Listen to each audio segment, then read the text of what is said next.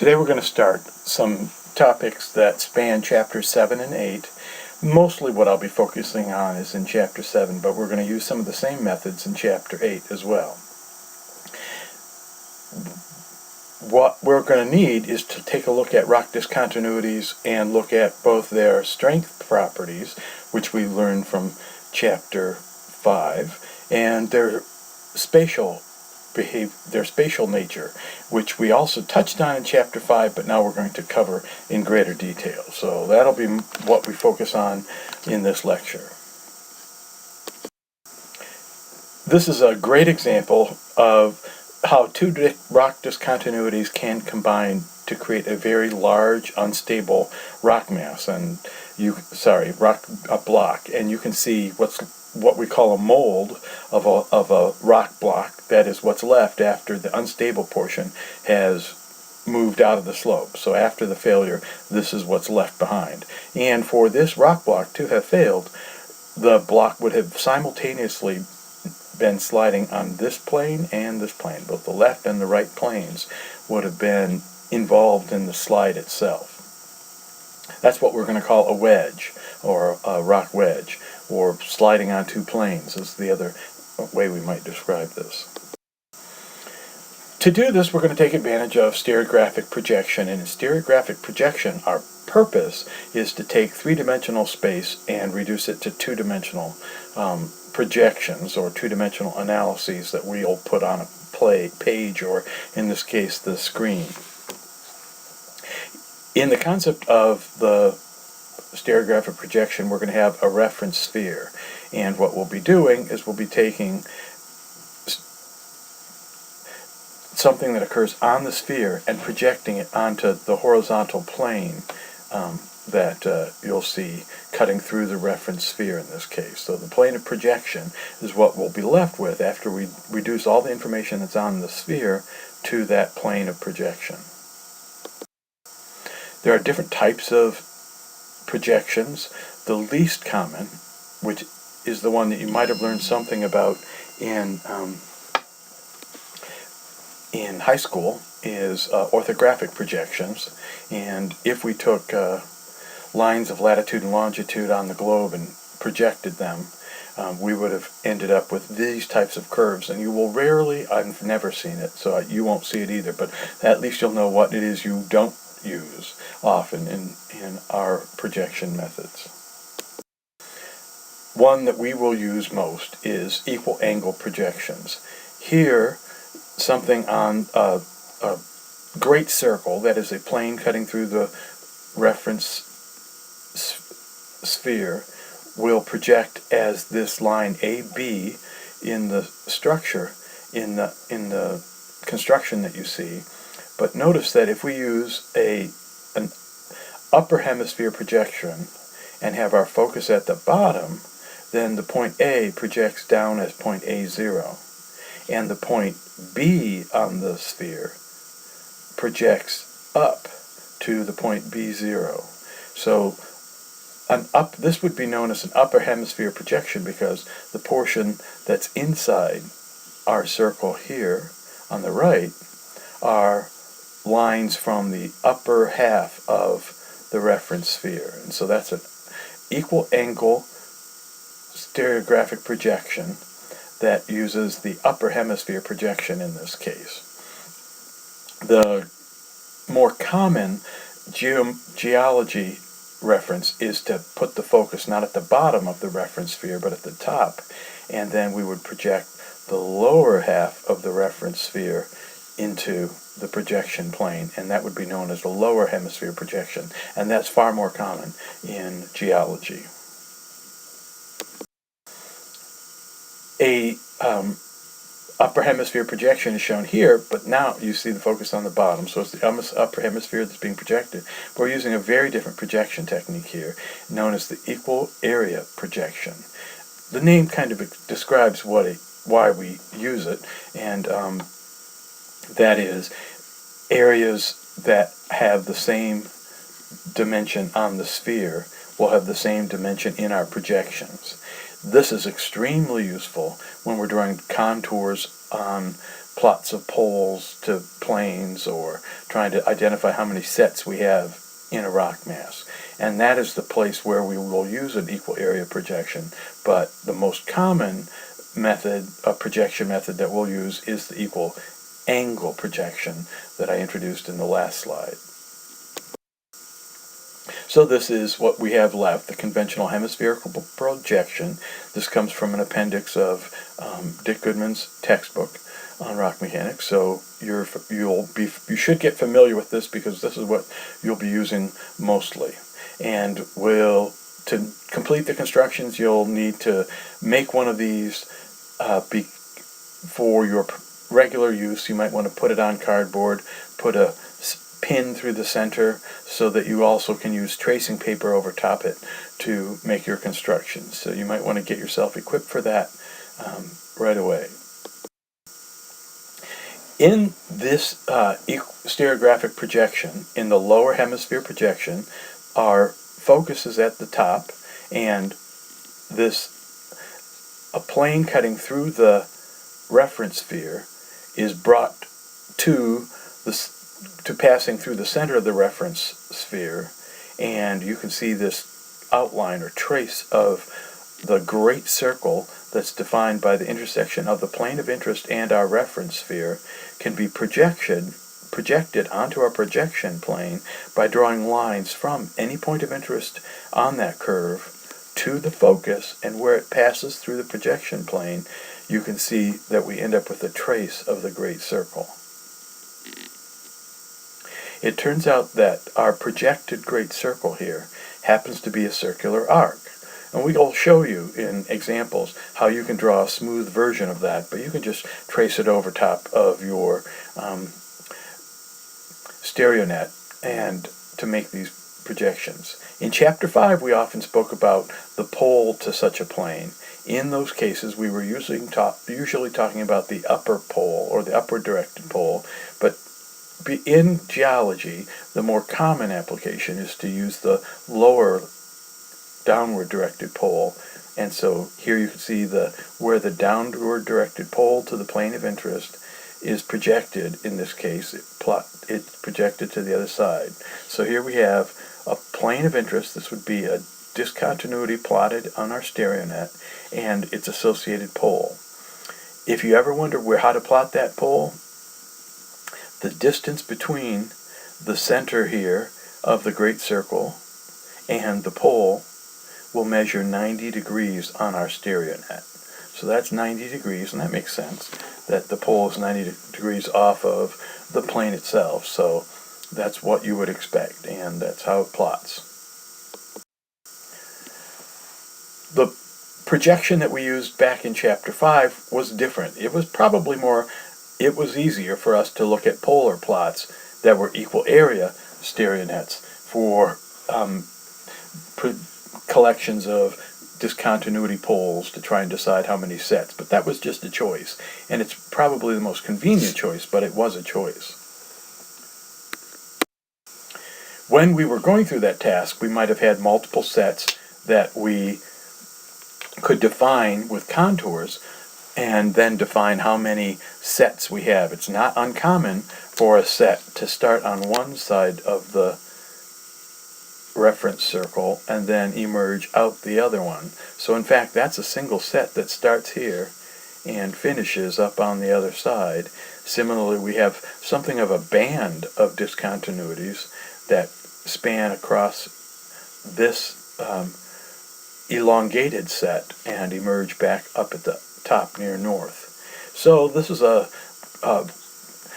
contour plot of concentrations of poles that can be used to decide the number of sets.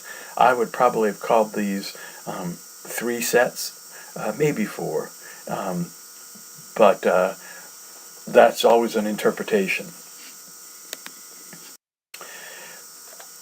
Also in Chapter 5, we had Patton's Law that we occasionally use for describing the discontinuity strength. We might have a roughness angle where we take the effective.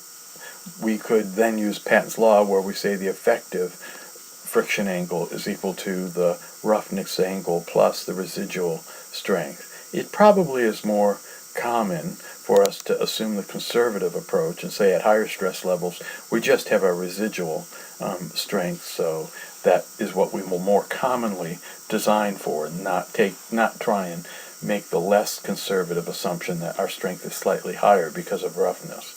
That's just a degree of conservativeness that we often like to build into our designs. Now when we start to look at discontinuities and a rock slope, we'll have two questions that we'll typically need to answer. We'll need to ask the question, can the block physically move into the slope?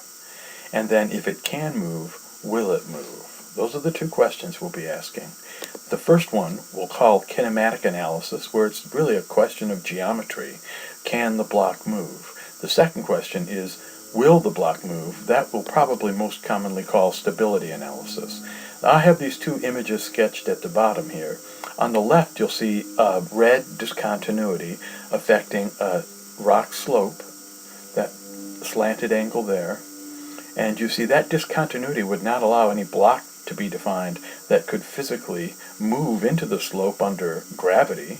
Perhaps if there's an earthquake you could have some sort of strange movement, but under gravity that's not going to move. So the kinematic analysis would tell us that there is no mode of failure for the sketch on the left. However, for the sketch on the right, you can see that the red discontinuity defines a triangular rock block that could slide into the slope, and so the kinematic analysis for the sketch on the right would tell us that, yes, there is a potentially unstable block.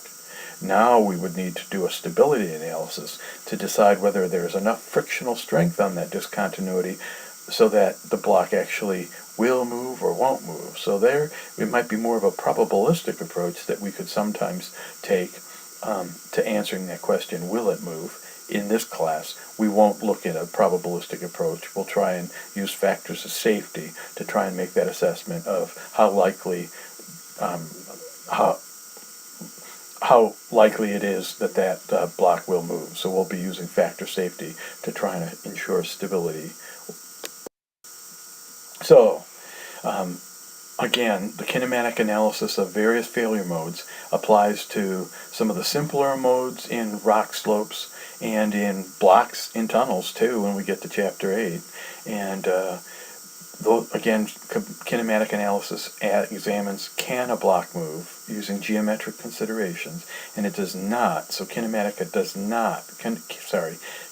analysis does not examine the question, will a block move? That is going to require us to look at strength considerations. So we'll start with the kinematic analysis of sliding on one plane, and the best way to describe this, as described in your textbook, is, does the plane of sliding daylight into the slope itself? What does that mean? If we look at the discontinuity surface, we can look at the downward directed vector along the most steeply dipping vector directed down that would be within that plane, and you can see that dip vector shown right there. The question is, does the discontinuity present itself in the slope face? And that is necessary in order for this block to move. So that's the extent of what we have to do in kinematic analysis, is to require that the plane of sliding must daylight into the slope. That would be an example of this mode of failure is shown here, where you see this on the right. You see the rock rubble that presented itself after this material that was resting on this plane slid down and now rests in a heap at the base of the slope. Here's another example where you see a potentially sliding mass, and adjacent material that had been here has slid down this slope, and we had sliding on one plane occur on this rock slope. The way this looks in stereographic projection is we'll have our cut slope face, and it may not be a cut slope, it may be a rock outcrop, but whatever the rock slope surface is, it's here. And we'll then look at the dip vector of any potential discontinuity that could create a block sliding on one plane. And if the dip vector plots anywhere over here on this side of the cut slope, on the left side of the cut slope, then that dip vector represents a kinematically admissible failure mode for sliding on that plane. So if the dip vector is over here, it's kinematically admissible. If the dip vector plots above or to the right of that cut slope, anywhere in this region to the right, then that is a kinematically inadmissible mode for sliding on that single plane. So the kinematic test for sliding on one plane is not particularly complicated. Does the dip vector plot on this outer side of the cut slope? For sliding on two planes, we have a different kinematic analysis. In this case, the line of intersection defined by the two planes must daylight into the slope. So instead of the dip vector, we're now looking at the line of intersection for these planes, and we're checking whether it daylights into the slope. In this case, we can see a potential wedge that does daylight into the slope, so this is a kinematically admissible wedge failure. The way this looks in stereographic projection isn't much different than the sliding on one plane. It's just that we're not looking at the dip vector in this case. We're looking at the line of intersection defined by two planes. So if we separately plot discontinuity plane 1, discontinuity plane 2, then find their line of intersection, then plot the great circle representing the cut slope that we're trying to decide the stability of. If our line of intersection plots to the left of the cut slope, anywhere to the left or outside the cut slope, then it's a kinematically admissible mode for sliding on planes 1 and 2. If I1 and 2 plotted anywhere to the right or above the cut slope or outside the cut slope, inside the cut slope, that is anywhere to the right of it here, then it would be a kinematically inadmissible mode for sliding on plane 1 and 2. So if I12 was anywhere to the other side, to the right side of the cut slope, then it would be kinematically inadmissible. The one shown here with I12 to the left, or outside the cut slope, this one is a kinematically admissible mode. This is a rock wedge. That is a rock block defined by the intersection of two planes, and you can see that line of intersection moving down the rock block, and it just barely daylights into the slope, so it was kinematically admissible, and it was so steep that no amount of friction on those two discontinuities was likely going to be enough to create a stable wedge, so that's why it fell out. Here's another view of a rock wedge defined by two discontinuities. The one on the right is in shadow and so is a little bit more difficult to see, but to help you understand how big this rock block is, up on the upper left of those discontinuities, that's actually a series of rock bolts and then a line of fencing that might catch any loose blocks. So this is a very large rock wedge in a slope. So again, the line of intersection daylights into the slope, and there was not enough friction to keep that rock block stable, so it fell. Here is, again, sliding on two planes, forming a mass of broken material at the toe, where a wedge came out of that slope and was unstable. The next mode that we're going to look at is called toppling. This one is a little more complicated, and we don't have, in this case, a separate stability analysis and kinematic analysis. We have one kind of analysis, and it's partly based on empirical observation, that is, observations from the field. And what was recognized is that for toppling to occur, we have to have we have to have slip taking place between the layers or the adjacent discontinuities. The friction angle helps us define the kinematic possibility of whether or not rock toppling will occur.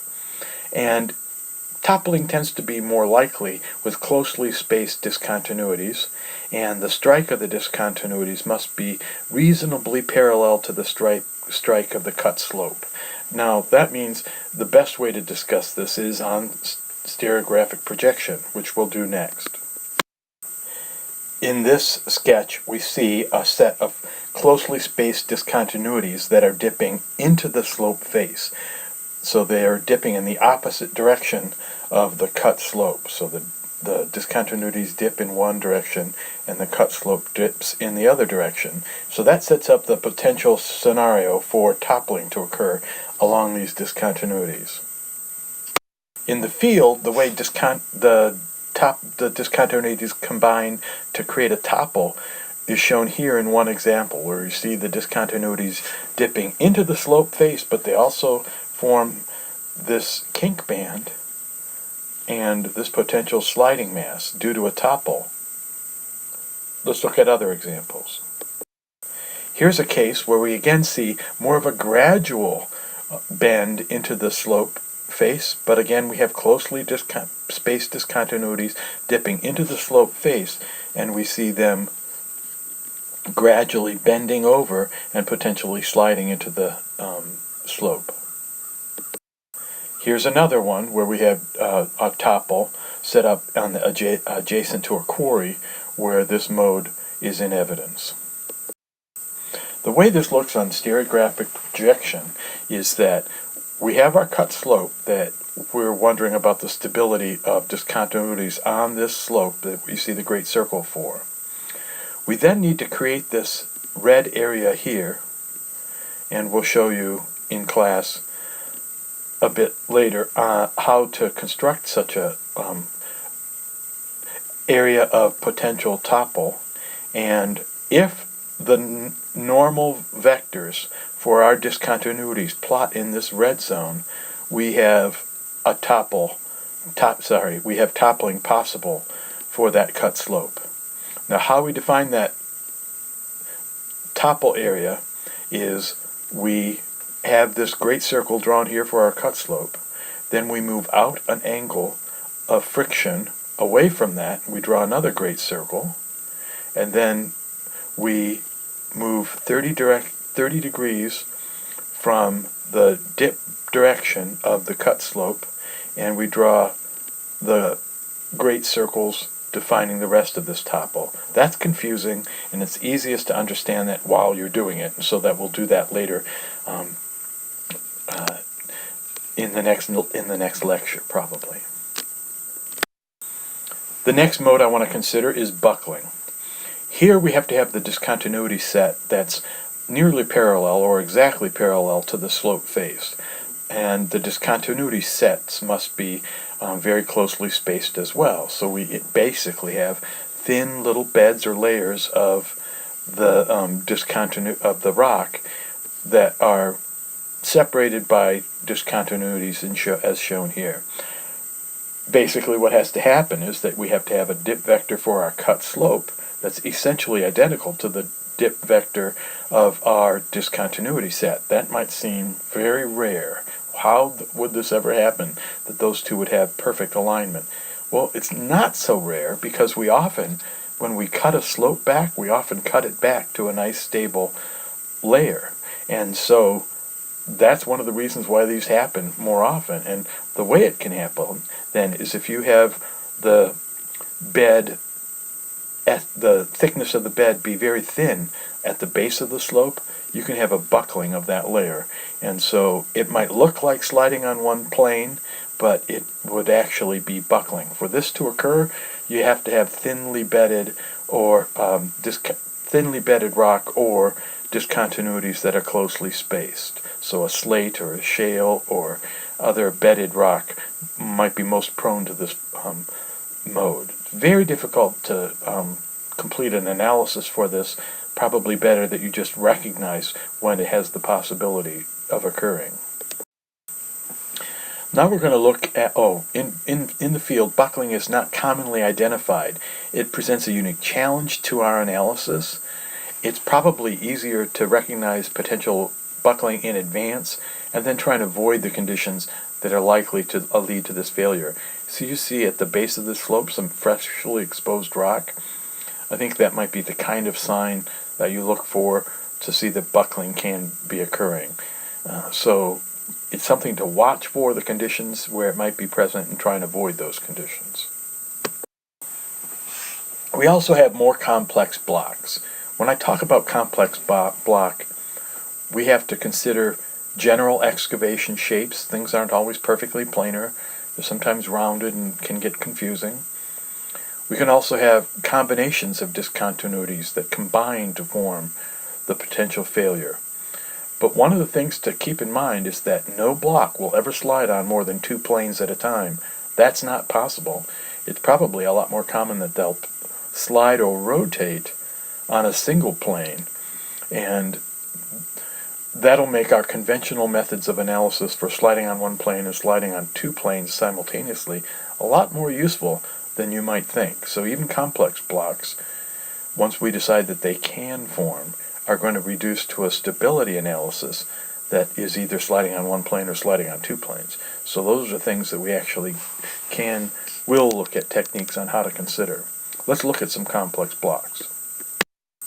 Here's an example of a complex block where you see that this block actually involves multiple realizations of discontinuities from 3 different sets. And you can see the sliding mass at the base of the slope that came down from this rock topple. This is actually a multiple block system that you might think would defy analysis, but if you read in Chapter 7 about 2 block failures or multiple block failures, we have different ways of considering that kind of configuration as well. To help you get a scale for this rock slope, here you'll see a road sign down at the toe of this very large rock block. So I think that's it for this topic, and in the next in-person lecture we'll be looking at some of the stereographic projection techniques on how to consider these different configurations.